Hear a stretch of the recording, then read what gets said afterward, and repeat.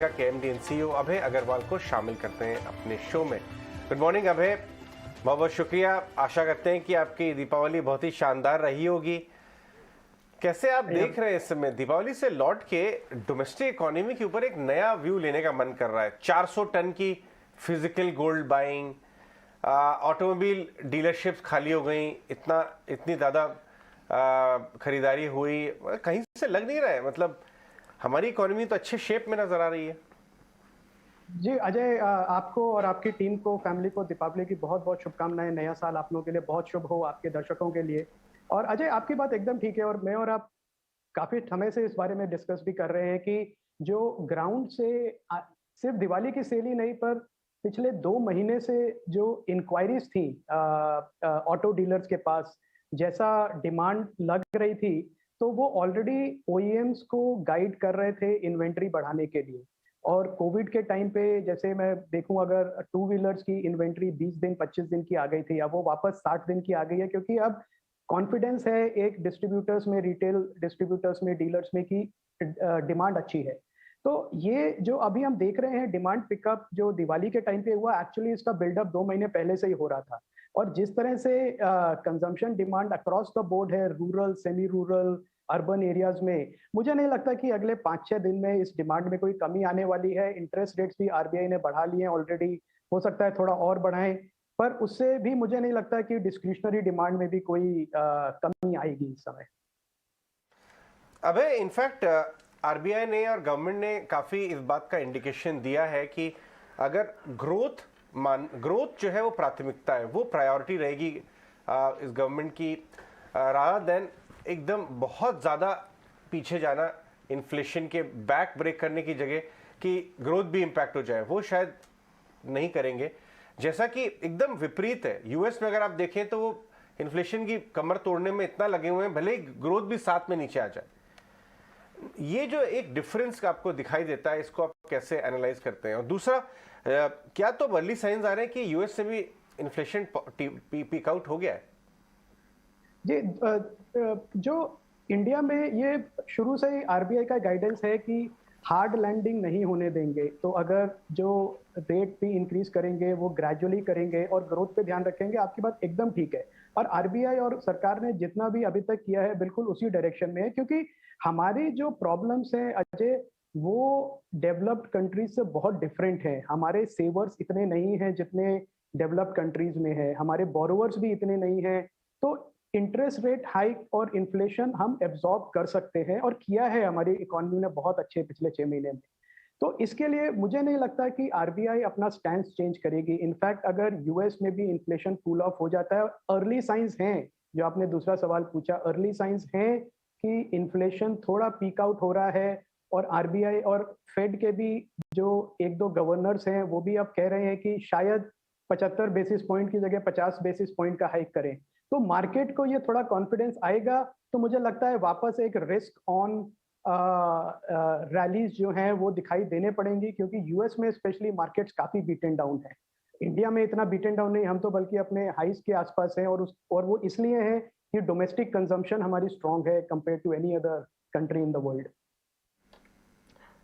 बिल्कुल Abhay, good morning. ये तो बात आपने बिल्कुल सही कही कि डिमांड जो है इंटैक्ट है, और ग्राउंड रियलिटी भी यही है कि चाहे इंटरेस्ट रेट हाइक सिनेरियोज हो, सप्लाई चेन कंसर्न्स हो, सब कुछ अब कम होता हुआ नजर आ रहा है और डिमांड जो है वो काफ़ी मजबूत है।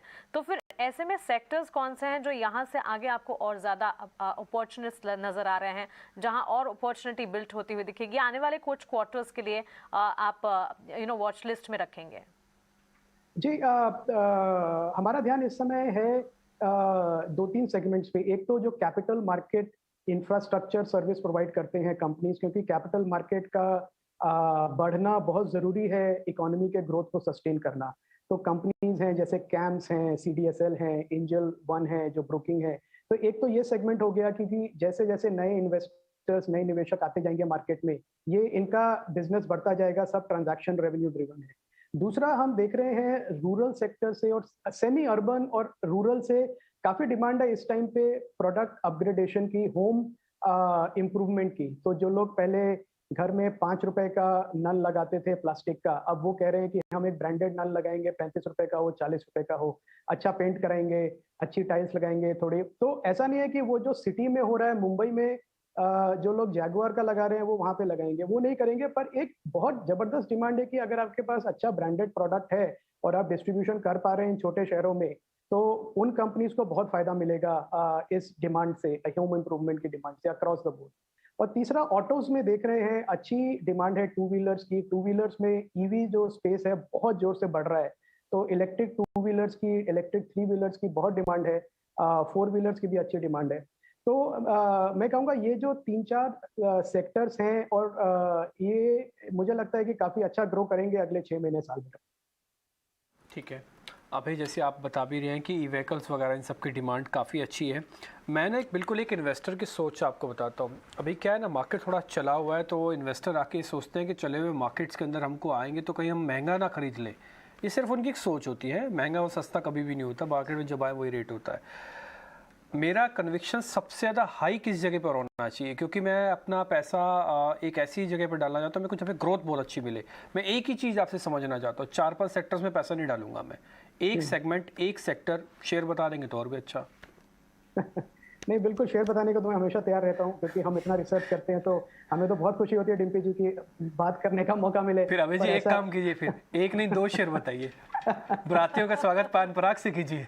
नहीं, अभी मैं आपको बता सकता हूँ, जो अभी हमने जो मैं अपनी थीम बता रहा था आपको, जो होम इम्प्रूवमेंट की स्मॉलर सिटीज में, तो वहाँ पे एक कंपनी है अपोलो पाइप्स, जिसको अभी डिस्क्लेमर है कि हम हमारे पास है ये स्टॉक।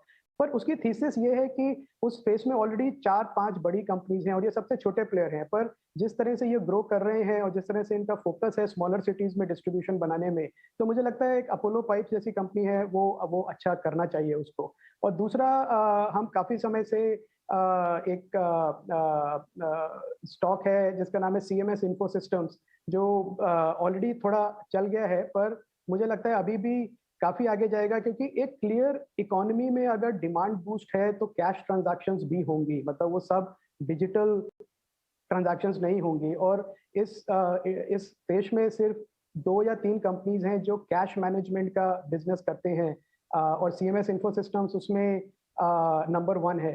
तो जैसे रिटेल कंजम्पशन बढ़ेगा तो ऑब्वियसली स्टोर से कैश लेके जाना, बैंक से RBI के ट्रेजरी चेस्ट में लेके जाना, ATM में कैश डालना, ये एक बड़ा बड़ा बिजनेस है जो ग्रो करेगा इकोनॉमी के साथ। तो अगर आप इस समय पूछें कि मैं बुलिश किस में हूं, तो मेरे को लगता है ये 2 कंपनीज हैं जिनके अच्छे प्रोस्पेक्ट्स हैं। अपोलो पाइप्स पे थोड़ा और आपसे बात करना चाहूंगा। ये जो स्पेस है, अभी 3-4 कंपनियां यहाँ पे आ गई हैं, अनऑर्गेनाइज्ड में और भी बहुत सारी हैं। आपने अपोलो पाइप्स को ही क्यों चुना? इनके वैल्यूएशन और अर्निंग विजिबिलिटी के बारे में बताएं, और क्या आपको लगता है नेक्स्ट 2-4 साल तक, क्योंकि इस कंपनी के शायद प्रमोटर ने पहले भी एक बार बहुत बड़ा वैल्यू क्रिएशन एक दूसरी कंपनी में किया हुआ है, सो क्या आपको एक स्ट्रेंथ मिल रही है कि डेमोन्स्ट्रेटेड ट्रैक रिकॉर्ड है? बहुत सारे दूसरी कंपनियां शायद प्रॉमिस हैं, बट यहाँ तो प्रोबेबिलिटी बहुत हाई होगी। बिल्कुल नहीं, ये जो प्रमोटर फैमिली है इस स्पेस को बहुत अच्छी तरह से समझते हैं, क्योंकि APL अपोलो ट्यूब्स जो कि दूसरी सिस्टर कंसर्न है, वो ऑलरेडी लिस्टेड है और हमारे पास हमारे पोर्टफोलियो में पिछले 6-7 साल से है, और ऑलमोस्ट 10 बैगर रिटर्न दिया है उसने। और उनकी वो स्टील के पाइप्स बनाते हैं, और स्टील पाइप्स में लिटरली 40-45% मार्केट शेयर है उनका, अच्छी प्रॉफिटेबिलिटी है। तो अपोलो पाइप्स उनकी सिस्टर कंसर्न है, और ये प्लास्टिक के पाइप्स बनाते हैं और प्लास्टिक की बाथरूम फिटिंग्स बनाते हैं। तो हमारा जो बेट है अजय, वो प्लास्टिक पाइप्स जो है वो थोड़ा कमोडिटी बिजनेस है, और जो बाथरूम फिटिंग्स हैं प्लास्टिक की, जो प्लास्टिक के नल हैं, प्लास्टिक के पाइप जो बाथरूम के अंदर लगते हैं, उस पर ज्यादा है कि वहां पे एक ब्रांड क्रिएट किया जा सकता है अगले 3-4 साल में। तो आप अगर 2000 करोड़ की मार्केट कंपनी है और आप सबसे फास्ट ग्रो कर रहे हैं अपने स्पेस में, और वो इंडस्ट्री का एस्टिमेशन है कि वो 20 से 21% पर ईयर ग्रोथ दिखाएगी अगले 5 साल में, और उसमें आप फास्टेस्ट ग्रोइंग प्लेयर हैं, तो मुझे लगता है इन्वेस्टर्स के लिए अच्छी बेट है ये इस समय लेने की। Right, okay. अभी अमिताभ चौधरी भी हमारे साथ जुड़ने वाले हैं, एक्सिस बैंक के। आप वो भी कॉन्वर्सेशन सुन सकते हैं लेंडर्स में, कि देखिए बात कर रहे हैं अभी। लेंडर्स में, बैंक्स में आपने किस बैंक्स को और किस तरह के लेंडर्स को अपने पोर्टफोलियो का पार्ट बना रखा है? अजय, अभी हमारे पास दो ही हैं लेंडर्स। एक है आईसीआईसीआई बैंक जो काफ़ी समय से है। जनवरी में हमने लिया था, क्योंकि तब हमने देखा कि जो काफ़ी मार्केट शेयर इंक्रीज कर रहे हैं और जो बोरोवर्स हैं वो कॉन्स्टेंटली हमें बोल रहे थे कि आईसीआईसीआई बैंक से उन्हें अच्छी डील्स मिल रही हैं। काफ़ी अग्रेसिव है आईसीआईसीआई बैंक। तो रिटेल और कॉर्पोरेट बैंक दोनों में हमने देखा कि आईसीआईसीआई बैंक बहुत अग्रेसिव है और बहुत कॉम्पिटिटिव है। तो आईसीआईसीआई बैंक हमारे पोर्टफोलियो में है जनवरी से। और दूसरा है बजाज फिनसर्व। और बजाज फिनसर्व को मतलब किसी डिस्कशन की जरूरत नहीं है। 50% से ज़्यादा शेयर होल्डिंग है उसकी बजाज फाइनेंस में। देश की सबसे बड़ी एनबीएफसी है, प्लस इंश्योरेंस बिजनेस है, और अब म्यूचुअल फंड का भी लाइसेंस उन्हें मिल गया है, तो अपना म्यूचुअल फंड भी वो लॉन्च करेंगे। तो मुझे लगता है बजाज फिनसर्व जैसी कंपनी है, वो अक्रॉस द बोर्ड आप उसमें खेल सकते हैं। तो इस समय हमारे पास यही दो लेंडर्स हैं अजय, एक एनबीएफसी और एक बैंक हमारे पोर्टफोलियो। ऑलराइट अभय, बहुत बहुत शुक्रिया आज हमसे बात करने के लिए। अभय अग्रवाल थैंक यू। बात कर रहे थे अपने पोर्टफोलियो के